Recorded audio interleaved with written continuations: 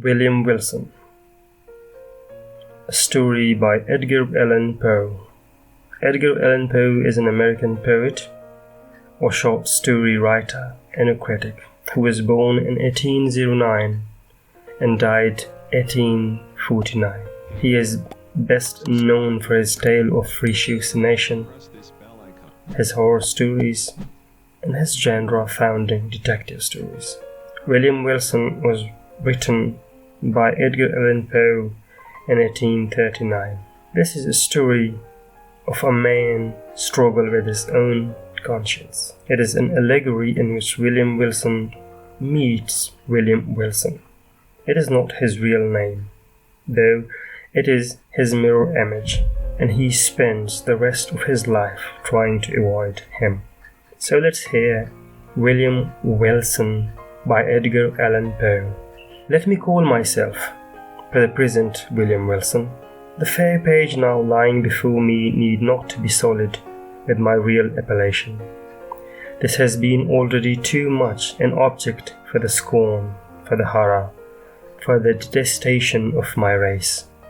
To the outermost regions of the globe have not the indignant winds booted its unparalleled infamy.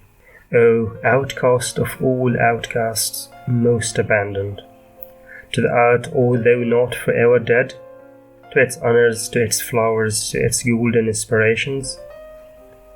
And a cloud, dense, dismal, and limitless, does it not hang eternally between thy hopes and heaven?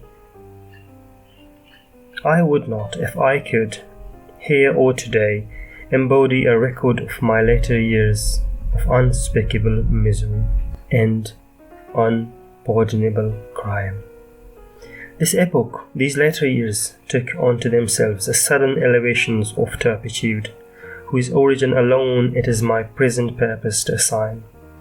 Men usually grow base by degrees. From me, in an instant, all virtue dropped bodily as a mantle. From comparatively trivial wickedness I passed, with the stride of a giant, into more than the enormities of an Elagabalus. What chance, what one event brought this evil thing to pass? Bear with me while I relate. Death approaches, and the shadow which foreruns him has thrown a softening influence over my spirit. I long in passing through the dim valley for the sympathy, I had nearly said for the pity, of my fellow men. I would fain have them believe that I have been, in some measure, the slave of circumstances beyond human control. I would wish them to seek out for me, and the details I am about to give, some little oases of fatality amid the wilderness of errors. I would have them allow, what they cannot refrain from allowing, that although temptation may have erewhile existed as great, man was never thus, at least, tempted before, certainly never thus fell. And is it therefore that he has never thus suffered? Have I not indeed been living in a dream? And I am not now dying a victim to the horror and the mystery of the wildest of all sublunary visions? I am the descendant of a race whose imaginative and easily excitable temperament has at all times rendered them remarkable. And in my earliest infancy, I gave evidence of having fully inherited the family character. As I advanced in years, it was more strongly developed, becoming for many reasons a cause of serious disquietude to my friends, and of positive injury to myself. I grew self-willed, addicted to the wildest caprices, and a prey to the most ungovernable passions, weak-minded and beset with constitutional infirmities akin to my own. My parents could do but little to check the evil propensities which distinguished me. Some feeble and ill-directed efforts resulted in complete failure on their part, and of course in total triumph on mine. Thenceforward my voice was a household law, and at an age when few children have abandoned their leading strings, I was left to the guidance of my own will, and became in all but name the master of my own actions. My earliest recollections of school life were connected with a large, rambling Elizabethan house in a misty-looking village of England, where were a vast number of gigantic and gnarled trees, and where all the houses were excessively ancient. In truth, it was a dream-like and spit-soothing place, that venerable old town. At this moment, in fancy, I feel the refreshing chilliness of its deeply shadowed avenues, inhale the fragrance of its thousand shrubberies, and thrill anew with undefinable delight at the deep hollow note of the church bell, breaking each hour, with sullen and sudden roll, upon the stillness of the dusky atmosphere in which the fretted Gothic steeple lay embedded and asleep. It gives me perhaps as much of pleasure as I can now in any manner experience to dwell upon minute recollections of the school and its concerns. Steeped in misery as I am, misery, alas, only too real, I shall be pardoned for seeking relief, however slight and temporary, in the weakness of a few rambling details. These more or utterly trivial, and even ridiculous in themselves, seem to my fancy adventitious importance, and connected with a period and a locality when and where I recognize the first ambiguous emanations of the destiny which afterwards so fully overshadowed me. Let me then remember. The house, I have said, was old and irregular. The grounds were extensive, and a high and solid brick wall, topped with a bed of mortar and broken glass, encompassed the whole. This prison-like rampart formed the limit of our domain. Beyond it we saw that thrice a week, once every Saturday afternoon, when attended by two ushers. We were permitted to take brief walks in a body through some of the neighboring fields, and twice during Sunday, when we were paraded in the same formal manner to the morning and evening service in the one church of the village. Of this church the principal of our school was pastor. With how deep spirit of wonder and perplexity was I wont to regard him from our remote pew in the gallery, as with step solemn, benign, with robes so glossy and so clerically fine, with wigs so minutely powdered, so rigid and so vast. Could this be he who, of late, with sour visage and snuffy habiliments, administered, ferule in hand, the draconian laws of the academy? A gigantic paradox, too utterly monstrous for solution. At an angle of the ponderous wall frowned a more ponderous gate. It was riveted and studded with iron bolts and surmounted with jagged iron spikes. What impressions of deep awe did it inspire! It was never opened sale for the three periodical aggressions and ingressions already mentioned. Then in every creak of its mighty hinge we found a plenitude of mystery, a world of matter for solemn remark, or for more solemn meditation. The extensive enclosure was irregular in form, having many capacious recesses. Of these, 3 or 4 of the largest constituted the playground. It was level and covered with fine, hard gravel. I well remember it had no trees, no benches, know anything similar within it. Of course, it was in the rear of the house. In front lay a small parterre planted with box and other shrubs, but through these sacred divisions we passed only upon rare occasions indeed, such as a first advent to school or final departure thence, or perhaps when a parent or friend having called for us, we joyfully took our way home for the Christmas or midsummer holidays. But the house, how quaint an old building was this!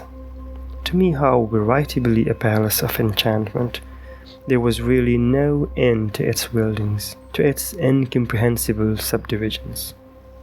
It was difficult at any given time to say with certainty upon which of its 2 stories one happened to be.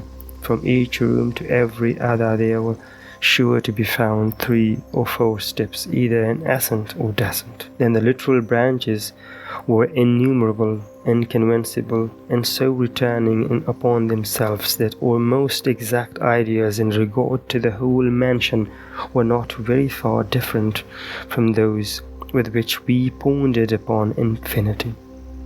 During the 5 years of my residence here, I was never able to ascertain with precision in what remote locality lay the little sleeping apartment assigned to myself and some 18 or 20 other scholars. The schoolroom was the largest in the house. I could not help thinking in the world. It was very long, narrow, and dismally low, with pointed Gothic windows and a ceiling of oak. In a remote and transpiring angle was a square enclosure of 8 or 10 feet, comprising the sanctum during hours of our principal, the Reverend Dr. Brinsby. It was a solid structure, with messy door, sooner than open, which in the absence of the Dominic, we would all have willingly perished by the pene forte et dure. In other angles were 2 other similar boxes, 4 less reverenced indeed, but still greatly matters of awe.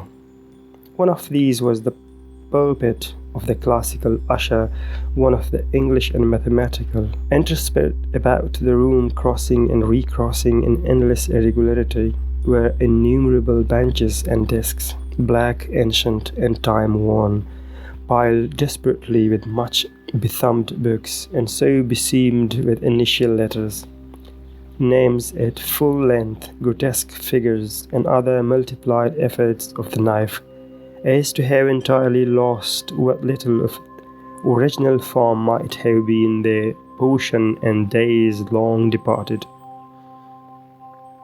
A huge bucket with water stood at one extremity of the room, and a clock of stupendous dimensions at the other.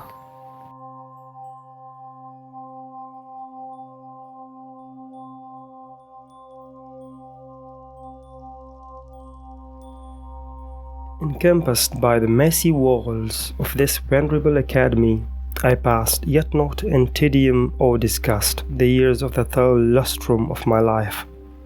The teeming brain of childhood requires no external world of incident to occupy or amuse it, and the apparently dismal monotony of a school was replete with more intense excitement than my riper youth has derived from luxury, or my full manhood from crime.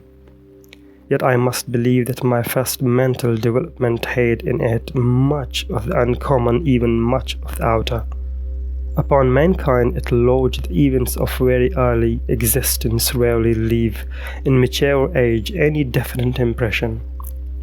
All is grey shadow, a weak and irregular remembrance, an indistinct regathering of feeble pleasures and phantasmagoric pains. With me this is not so. In childhood I must have felt with the energy of a man what I now find stamped upon memory in lines as vivid, as deep, and as durable as the exiguous of the Carthaginian medals.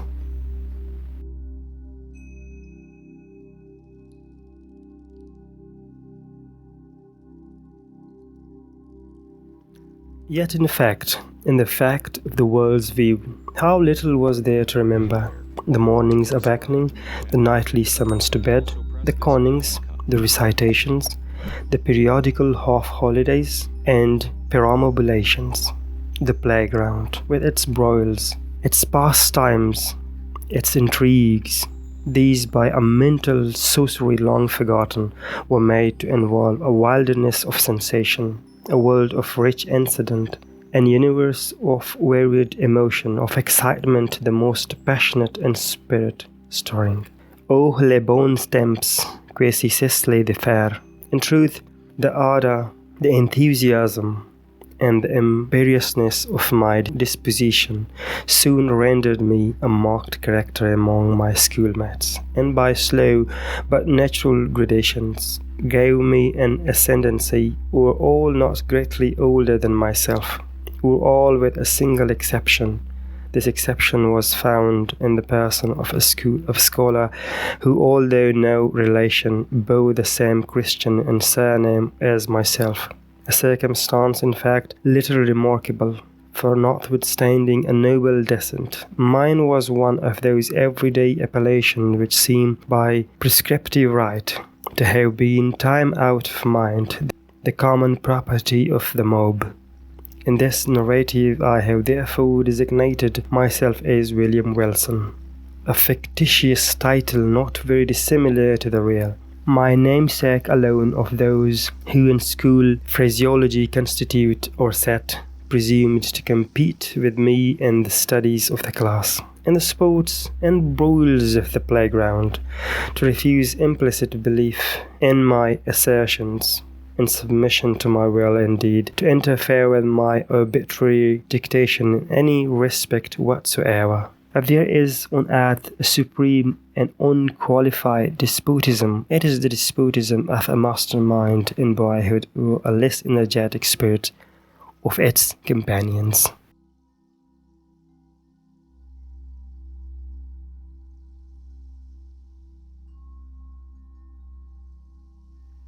Wilson's rebellion was to me a source of the greatest embarrassment, the more so as, in spite of the bravado with which in public I made a point of treating him and his pretensions, I secretly felt that I feared him, and could not help thinking the equality which he maintained so easily with myself a proof of his true superiority, since not to be overcome cost me a perpetual struggle. Yet this superiority, even this equality, was in truth acknowledged by no one but myself, or associates, by some unaccountable blindness, seemed not even to suspect it. Indeed, his competition, his resistant, and especially his impertinent, had dogged interference with my purposes, were not more pointed than private. He appeared to be destitute alike of the ambition which urged, and of the passionate energy of mind which enabled me to excel.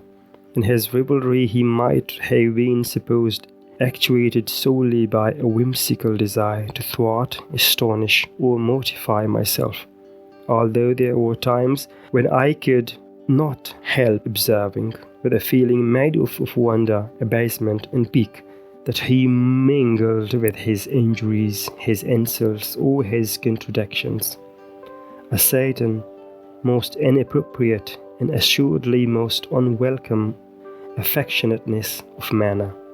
I could only conceive this singular behavior to arise from a consummate self-conceit assuming the vulgar airs of patronage and protection.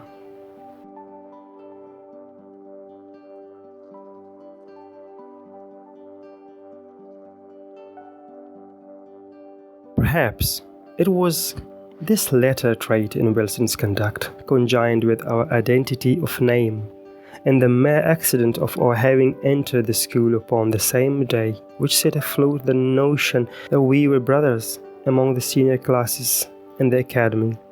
These do not usually inquire with much strictness into the affairs of their juniors.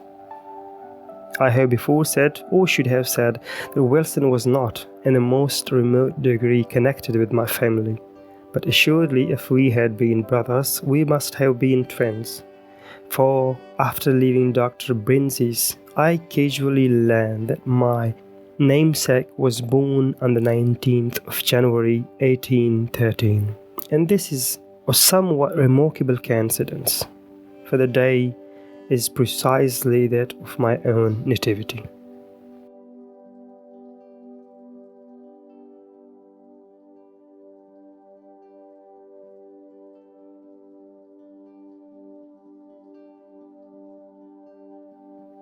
It may seem strange that in spite of the continual anxiety occasioned me by the rivalry of Wilson and his intolerable spirit of contradiction, I could not bring myself to hate him altogether.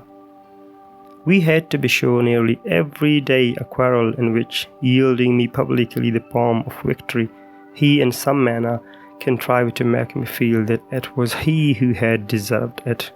Yet a sense of pride on my part, and a veritable dignity on his own, kept us always upon what are called speaking terms.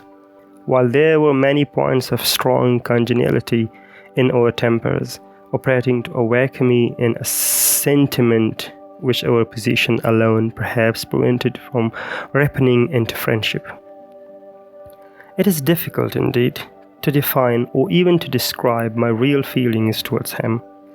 They formed a mostly in heterogeneous admixture, some petulant animosity, which was not yet hatred, some esteem, more respect, much fear, with a world of uneasy curiosity. To the moralist it will be unnecessary to say, in addition, that Wilson and myself were the most inseparable of companions.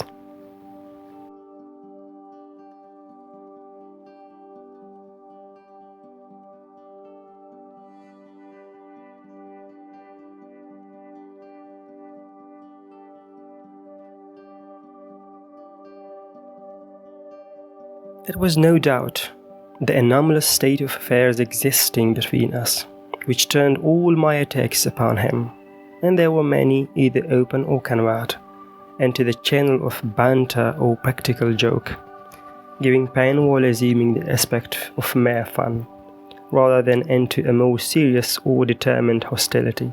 But my endeavours on this head were by no means uniformly successful, even when my plans were the most wittily concocted, for my namesake had much about him, in character, of that unassuming and quiet austerity which, while enjoying the poignancy of its own jokes, has no heel of Achilles in itself, and absolutely refuses to be laughed at. I could find, indeed, but one vulnerable point, and that lying in a personal peculiarity, arising perhaps from constitutional disease, would have been spared by any antagonist less at his wits' end than myself. My rival had a weakness in the vocal or guttural organs, which precluded him from raising his voice at any time above a very low whisper. Of this defect I did not fail to take what poor advantage lay in my power.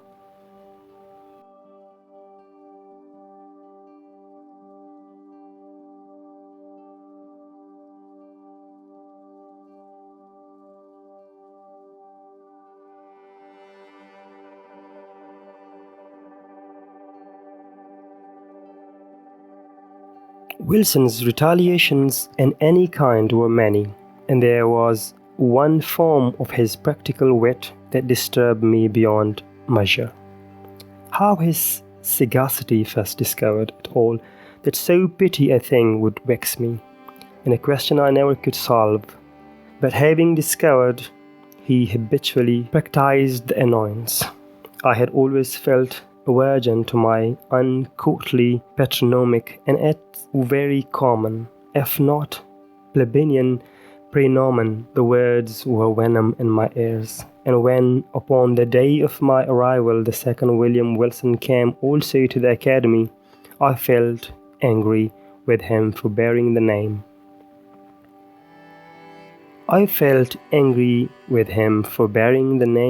And doubly disgusted with the name because a stranger bore it, Who would be the cause of its twofold repetition? Who would be constantly in my presence, and whose concerns and the ordinary routine of the school business must inevitably, on account of the detestable coincidence, be often confounded with my own? The feeling of vexation thus engendered grew stronger with every circumstance, tending to show resemblance, moral or physical, between my rival and myself. I had not then discovered the remarkable fact that we were of the same age, but I saw that we were of the same height, and I perceived that we were even singularly alike in general contour of person and outline of feature. I was galled, too, by the rumour touching a relationship, which had grown current in the upper forms. In a word, nothing could more seriously disturb me, although I scrupulously concealed such disturbance, than any allusion to a similarity of mind, person, or condition existing between us. But in truth, I had no reason to believe that, with the exception of the matter of relationship and in the case of William Wilsef, this similarity had ever been made a subject of comment, or even observed at all by our schoolfellows. That he observed it in all its bearings, and as fixedly as I, was apparent. But that he could discover in such circumstances so fruitful a field of annoyance can only be attributed, as I said before, to his more than ordinary penetration.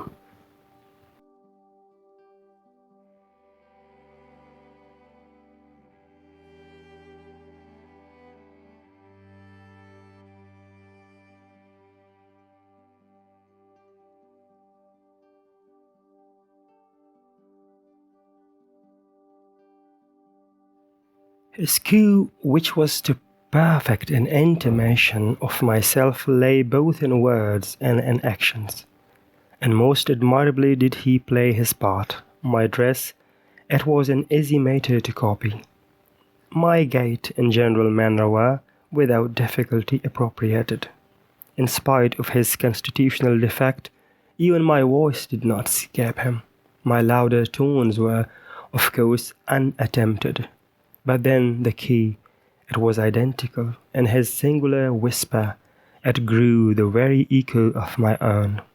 How greatly this most exquisite portraiture harassed me, for it could not justly be termed a caricature. I will not now venture to describe. I had but one consolation, and the fact that the intimation apparently was noticed by myself alone, and that I had to endure. That I had to endure only the knowing and strangely sarcastic smiles of my namesake himself, satisfied with having produced in my bosom the intended effect. He seemed to chuckle in secret over the sting he had inflicted, and was characteristically disregardful of the public applause which the success of his witty endeavours might have so easily elicited. The school indeed did not feel his design, perceive its accomplishment, and participate in his snare, was for many anxious months a riddle I couldn't resolve.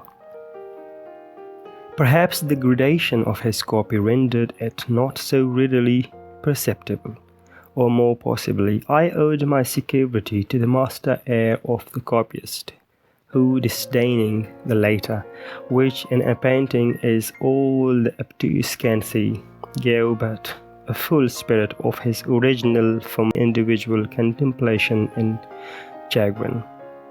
I have already more than once spoken of the disgusting air of patronage which he assumed toward me, and of his frequent officious interference with my will.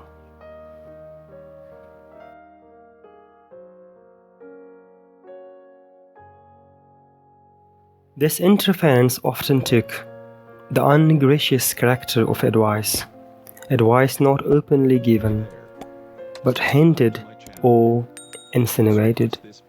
I received it with a repugnance which gained strength as I grew in years.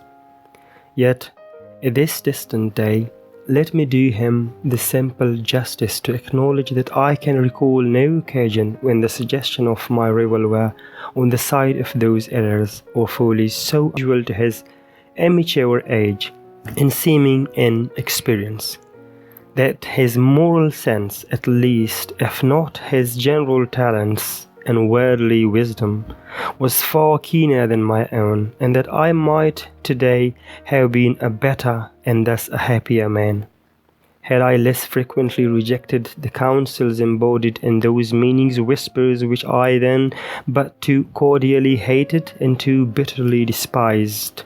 As it was, I at length grew restive and extreme under his distasteful supervision, and daily resented more and more openly what I considered his intolerable arrogance. I have said that in the first years of our connections as schoolmates, my feelings in regard to him might have been easily ripened into friendship. But in the later months of my residence at the academy, although the intrusion of his ordinary manner had, beyond doubt, in some measure abated my sentiments, in nearly similar proportion, partook very much of positive hatred. Upon one occasion he saw this, I think, and afterwards avoided or made a show of avoiding me. It was about the same period, if I remember aright, that an altercation of violence with him, in which he was more than usually thrown off his guard, and spoke and acted with an openness of demeanour rather foreign to his nature. I discovered, or fancied I discovered, in his accent, his air, and general appearance, something which first startled and then deeply interested me, by bringing to mind dim vision of my earliest infancy, wild, confused, and thronging memories of a time when memory herself was yet unborn. I cannot better describe the sensation which oppressed me than by saying that I could with difficulty shake off the belief of my having been acquainted with the being who stood before me.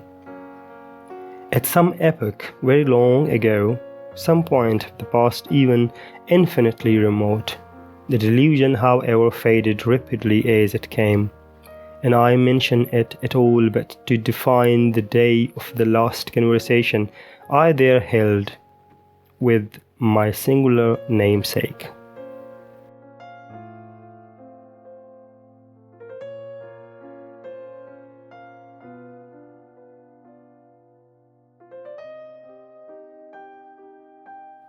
The huge old house, with its countless subdivisions, had several large chambers communicating with each other, where slept the greater number of the students.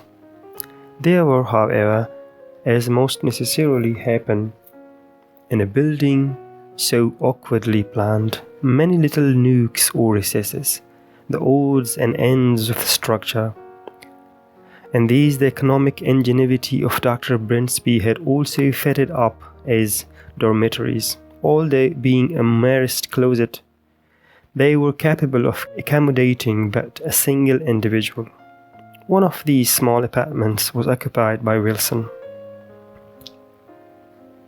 One night about the close of my 5th year at the school, and immediately after the altercation just mentioned, finding everyone wrapped in sleep, I arose from bed and, lamp in hand, stole through the wilderness of narrow passages from my own bedroom to that of my rival. I had long been plotting one of those ill-natured pieces of practical wit at his expense, in which I had hitherto been so uniformly unsuccessful. It was my intention now to put my scheme in operation, and I resolved to make him feel the whole extent of the malice with which I was imbued. Having reached his closet, I noiselessly entered, leaving the lamp with the shade over it on the outside. I advanced a step, and listened to the sound of his tranquil breathing. Assured of his being asleep, I returned, took the light, and with it again approached the bed. Close curtains were around it, which, in the prosecution of my plan, I slowly and quietly withdrew. When the bright rays fell vividly upon the sleeper in my eyes, at the same moment upon his countenance, I looked, and a numbness, an emptiness of feeling instantly pervaded my frame.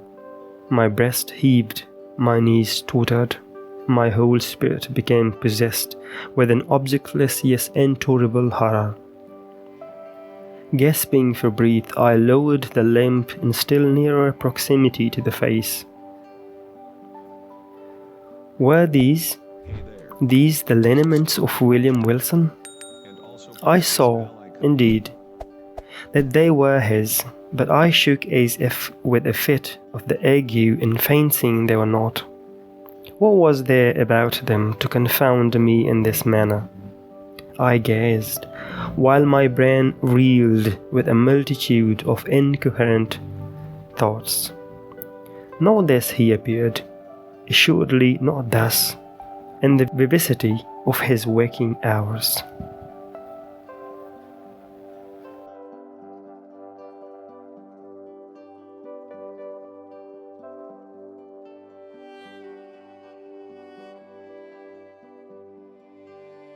The same name, the same contour of person, the same day of arrival at the academy, and then his dogged and meaningless intimation of my guide, my voice, my habits, and my manner. Was it, in truth, within the bounds of human possibility, that what I now saw was the result merely of the habitual practice of this sarcastic intimation? Awe-stricken and with a creeping shudder, I extinguished the lamp, passed silently from the chamber, and left at once the halls of that old academy, never to enter them again. After a lapse of some months spent at home in mere idleness, I found myself a student at Eton. The brief interval had been sufficient to enfeeble my remembrance of the events at Dr. Brinsby's, or at least to effect a material change in the nature of the feelings with which I remembered them. The truth, the tragedy of the drama was no more. I could now find room to doubt the evidence of my sense, and seldom called up the subject at all but with a wonder at the extent of human credulity, and a smile at the vivid force of the imagination which I hereditarily possessed. Neither was this species of scepticism likely to be diminished by the character of the life I led at Eton. The vortex of thoughtless folly into which I there so immediately and so recklessly plunged washed away all but the filth of my past hours, engulfed at once every solid or serious impression, and left to memory only the various lilities of a former existence. I do not wish, however, to trace the course of my miserable profligacy here, a profligacy which set at defiance the laws, while it eluded the vigilance of the institution. 3 years of folly passed without profit had but given me rooted habits of vice, and aided in somewhat unusual degree to my bodily stature. When, after a week of soulless dissipation, I invited a small party of the most dissolute students to a secret carousal in my chambers. We met at a late hour of the night, for our debaucheries were to be faithfully protracted until morning. The wine flowed freely, and there were not wanting other and perhaps more dangerous seductions, so that the grey dawn already faintly appeared in the east, while our delirious extravagance was at its height, madly flushed with cards and intoxication. I was in the act of insisting upon a toast to more than wanted profanity when my attention was suddenly diverted by the violent, although partial unclosing of the door of the apartment, and by the eager voice of a servant from without. He said that some person, apparently in great haste, demanding to speak with me in the hall. Wildly excited with wine, the unexpected interruption rather delighted than surprised me. I staggered forward at once, and a few steps brought me to the vestibule of the building. In this low and small room there hung no lamp, and now no light at all so admitted, save that of the exceedingly feeble dawn which made its way through the semicircular window. As I put my foot over the threshold, I became aware of the figure of a youth about my own height, inhabited in a white kerseymere morning frock, cut in the novel fashion of the one I myself wore at the moment. This the faint light enabled me to perceive, but the features of his face I could not distinguish. Upon my entering, he strode hurriedly up to me, and seizing me, the arm with a gesture of petulant impatience, whispered the words, "William Wilson," in my ear. I grew perfectly sober in an instant.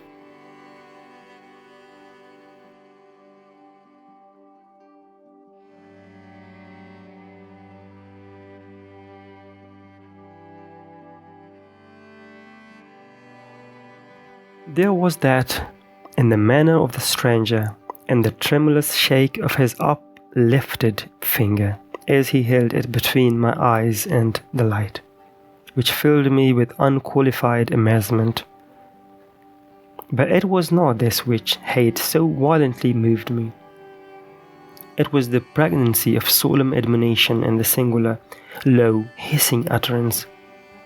And above it all, it was the character, the tone, the key of those few simple and familiar yet whispered syllables, which came with 1,000 thronging memories of bygone days, and struck upon my soul with the shock of a galvanic battery.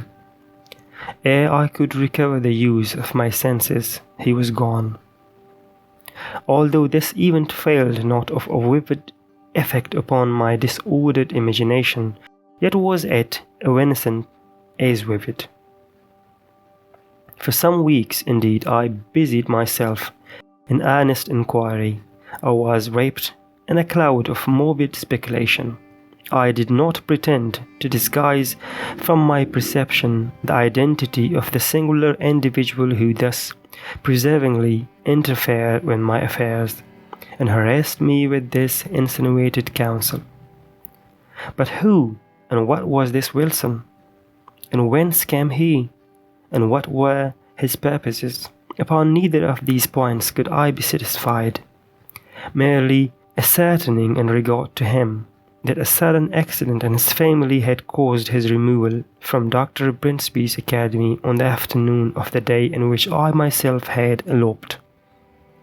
But in a brief period I ceased to think upon the subject, my attention uncalculating vanity of my parents furnishing me with an outfit and annual establishment, which would enable me to indulge at will the luxury already so dear to my heart, to we in profuseness of expenditure with the haughtiest heirs of the wealthiest earldoms in Great Britain.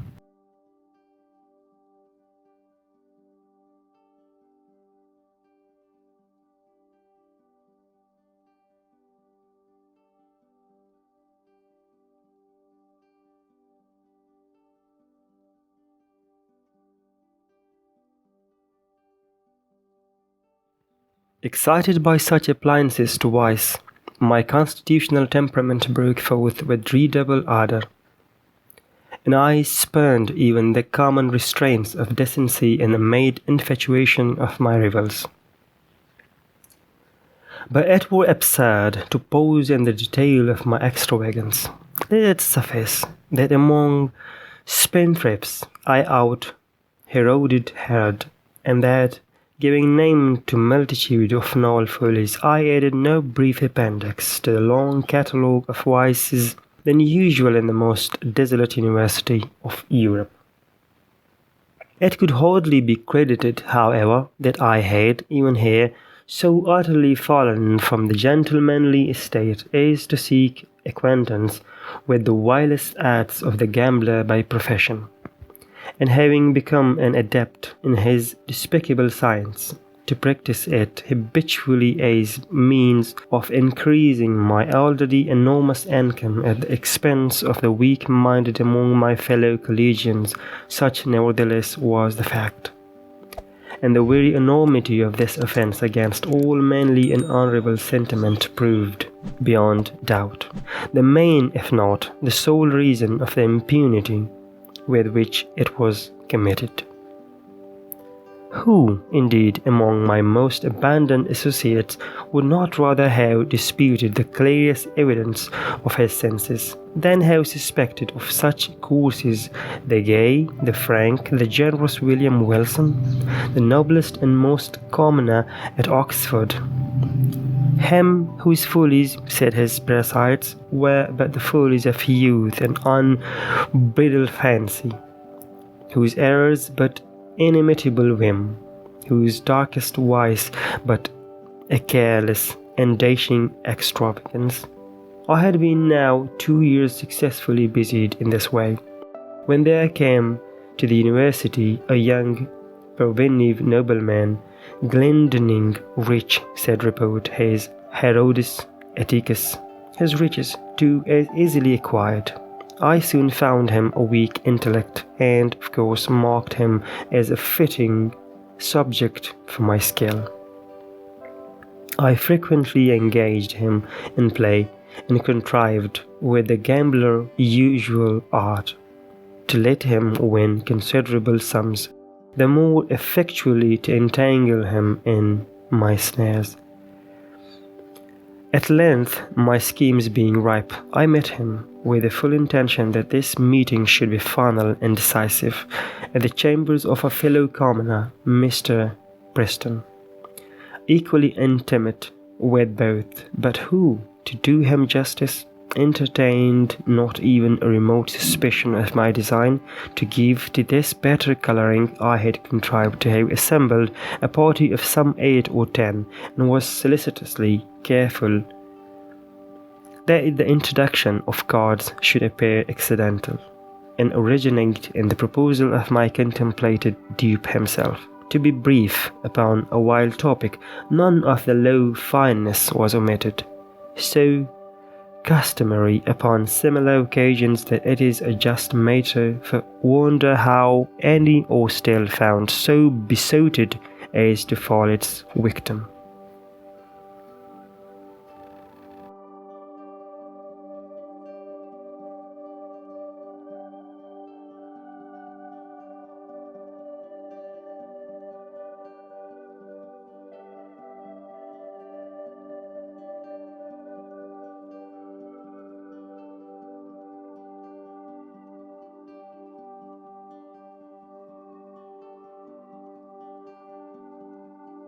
We had protracted our sitting far into the night, and I had at length effected the manoeuvre of getting Glendenning as my sole antagonist.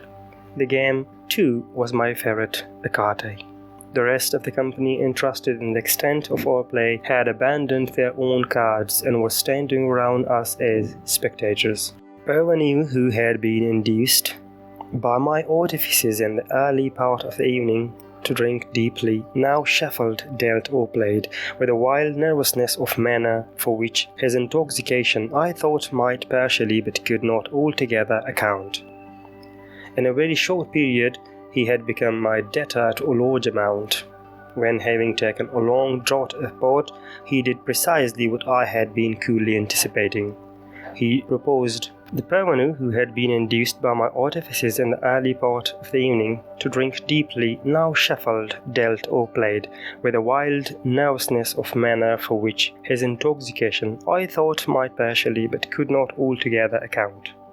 In a very short period he had become my debtor to a large amount, when, having taken a long draught of port, he did precisely what I had been coolly anticipating.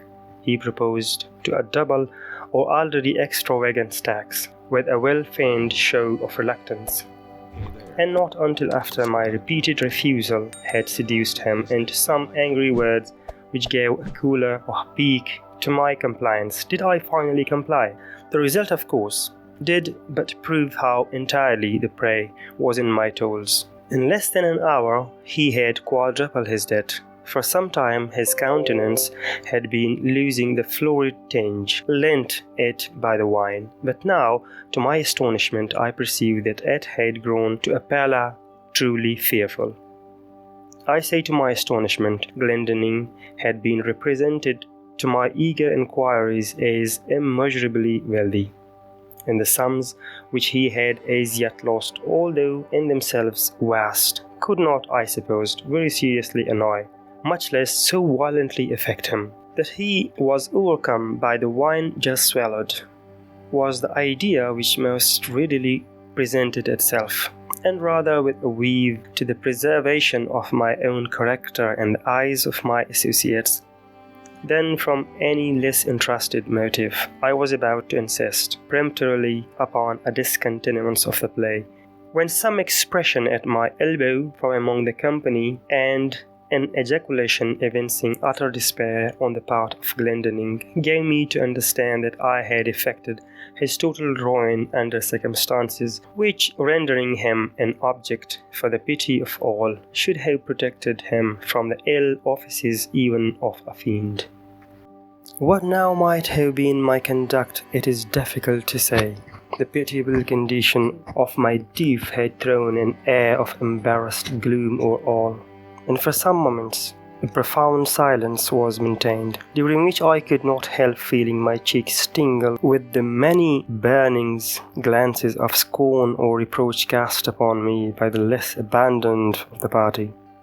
I will even own that an intolerable weight of anxiety was for a brief instant lifted from my bosom by the sudden and extraordinary interruption which ensued.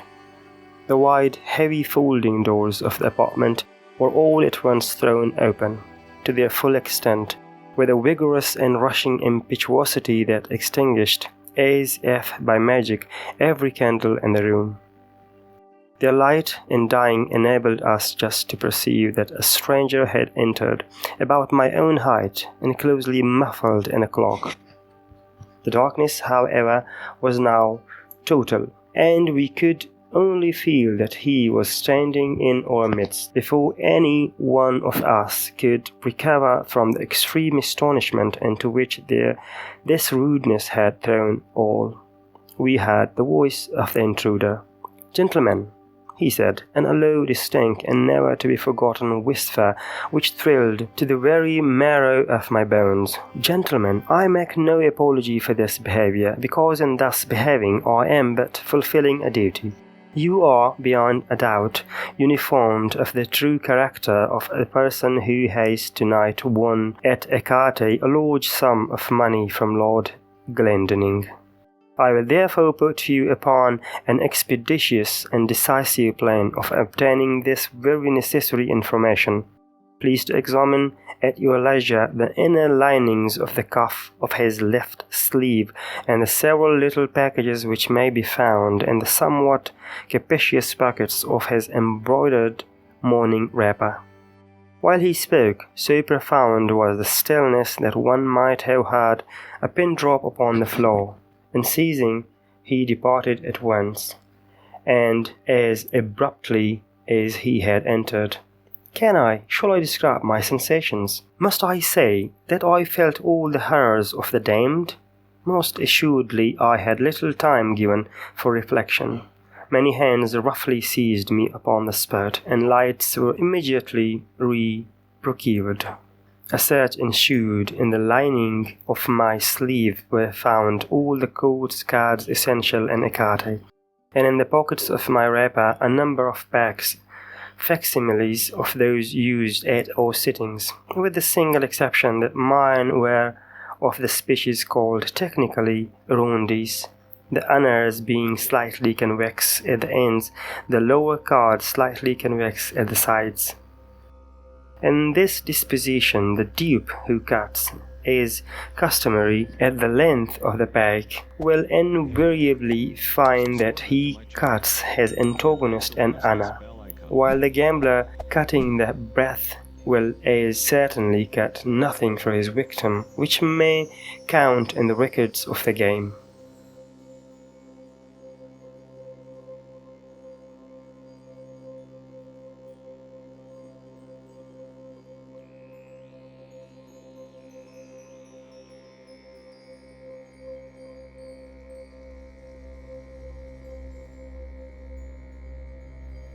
Any burst of indignation upon this discovery would have affected me less than the silent contempt or the sarcastic composure with which it was received.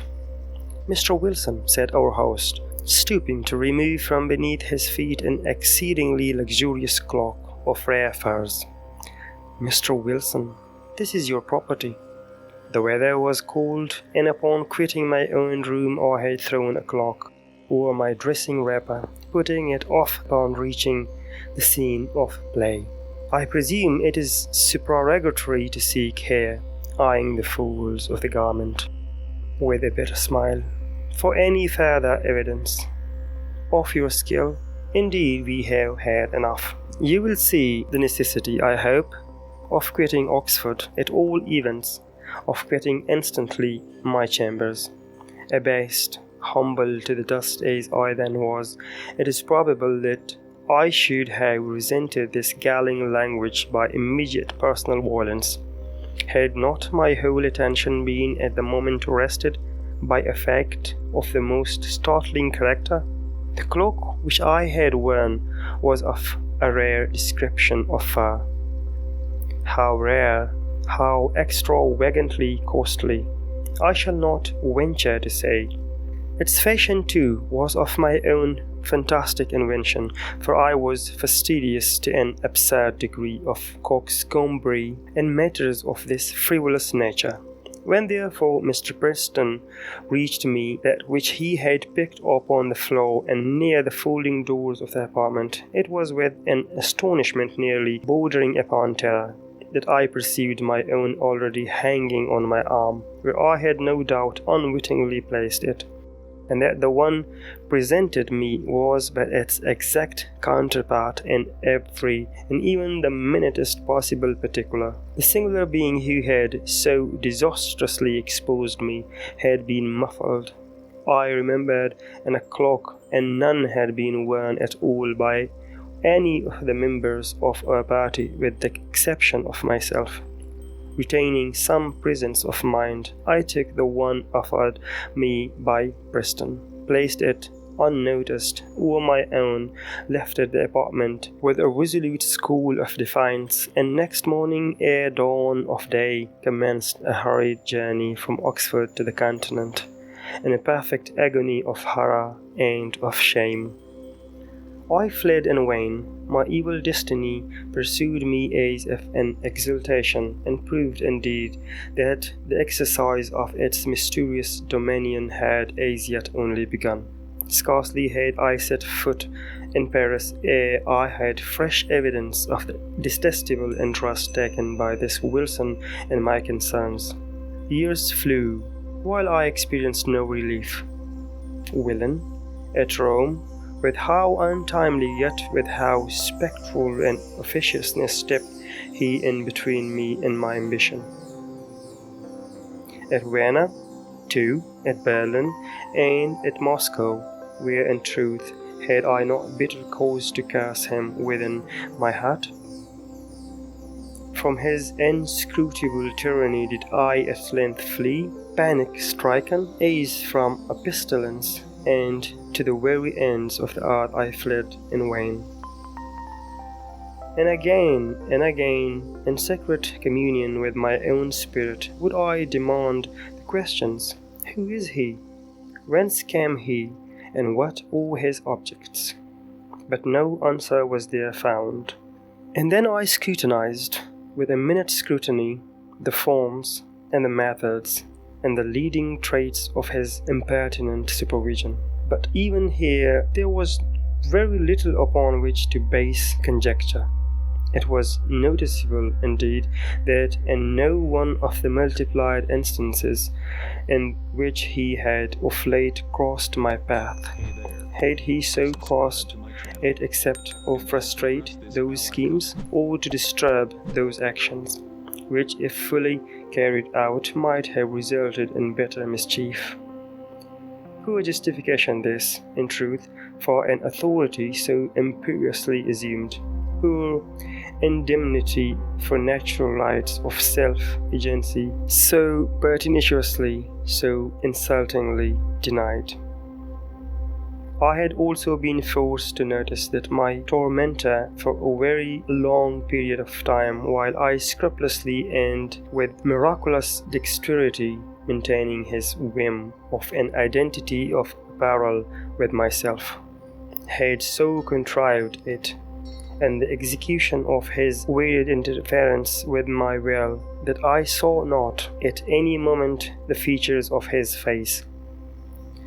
Be Wilson what he might, this at least was but the veriest of affectation or of folly. Could he for an instant have supposed that in my admonisher Eton, and the destroyer of my honor at Oxford, in him who thwarted my ambition at Rome, my revenge at Paris, my passionate love at Naples, or what he falsely termed my avarice in Egypt, that in this my arch-enemy, an evil genius, could fail to recognize the William Wilson of my schoolboy days, the namesake, the companion, the rival, the hated and dreaded rival at Dr. Brinsby's. Impossible. But let me hasten to the last eventful scene of the drama. Thus far I had succumbed supinely to this imperious domination. The sentiment of deep awe with which I habitually regarded the elevated character, the majestic wisdom, the apparent omnipresence and omnipotence of Wilson, added to a feeling of even terror with which certain other traits in his nature and assumptions inspired me, had operated hitherto to impress me with an idea of my own utter weakness and helplessness, and to suggest an implicit, although bitterly reluctant submission to his arbitrary will. But of late days I had given myself up entirely to wine, and its maddening influence upon my hereditary temper rendered me more and more impatient of control. I began to murmur, to hesitate, to resist. And was it only fancy which induced me to believe that, with the increase of my own firmness, that of my torment underwent a proportional diminution? Be this as it may, I now began to feel the inspiration of a burning hope, and at length nurtured in my secret thoughts a stern and desperate resolution that I would submit no longer to be enslaved.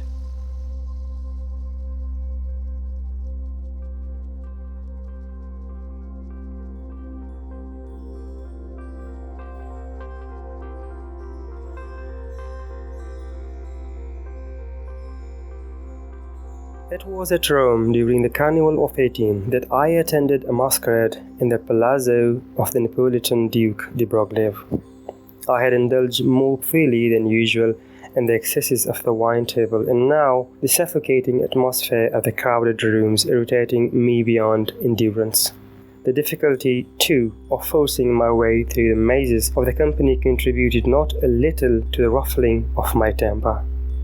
For I was anxiously seeking, let me not say with what unworthy motive, the young, the gay, the beautiful wife of the aged and doting de Broglie, with a too unscrupulous confidence, she had previously communicated to me the secret of the costume in which she would be habited, and now, having caught a glimpse of her person, I was hurrying to make my way into her presence. At this moment I felt a light hand placed upon my shoulder, and that a remembered low damnable whisper within my ear. In an absolute frenzy of wrath, I turned at once upon him who had thus interrupted me. and seized him violently by the collar. He was attired, as I had expected, in a costume altogether similar to my own, wearing a Spanish cloak of blue velvet, girt about the waist with a crimson belt sustaining a repair. A mask of black silk entirely covered his face.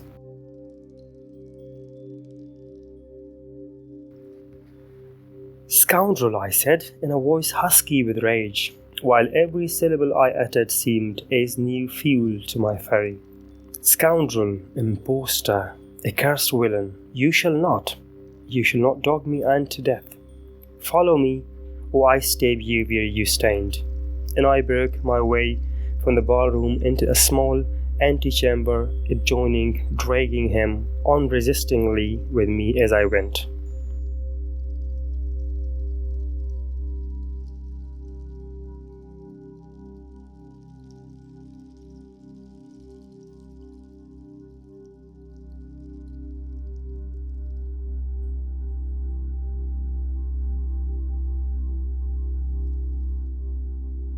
Upon entering, I thrust him furiously from me.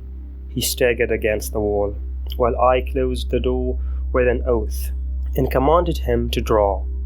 He hesitated but for an instant, then, with a slight sigh, drew in silence, and put himself upon his defence. The contest was brief indeed. I was frantic with every species of wild excitement, and felt within my single arm the energy and power of a multitude. In a few seconds I forced him by sheer strength against the wainscoting, and thus getting him at mercy, plunged my sword with brute ferocity repeatedly through and through his bosom. At that instant some person tried the latch of the door. I hastened to prevent an intrusion, and then immediately returned to my dying antagonist. But what human language can adequately portray that astonishment, that horror which possessed me at the spectacle then presented to view? The brief moment in which I averted my eyes had been sufficient to produce, apparently, a material change in the arrangements at the upper or farther end of the room. A large mirror, so at first it seemed to me in my confusion, now stood where none had been perceptible before, and as I stepped up to it in extremity of terror, mine own image, but with features all pale and dabbled in blood, advanced to meet me with a feeble and tottering gait.